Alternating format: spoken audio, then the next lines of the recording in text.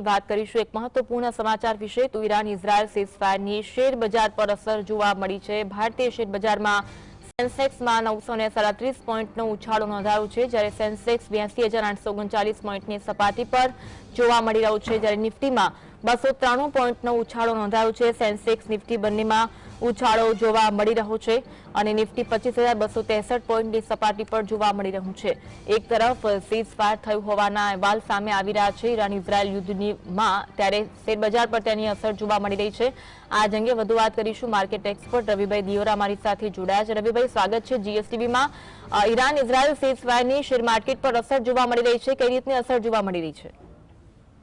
ઝડપે અસર આજે સારી એવી પોઝિટિવ સાઈડ જોવા મળી રહી છે સીઝફાયરના હિસાબે।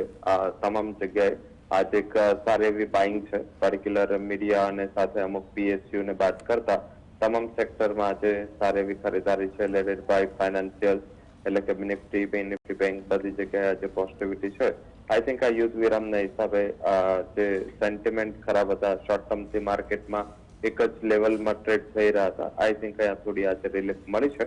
મારા હિસાબે આગળ જતા જો આ મંથ સીઝફાયર કન્ટિન્યુ રહે છે તો માર્કેટ જે એક મોટું બ્રેકઆઉટ આજે 25,220 નું નિફ્ટી સ્પોટે આપ્યું છે, તો મારા હિસાબે આ તેજી કન્ટિન્યુ રહી શકે છે।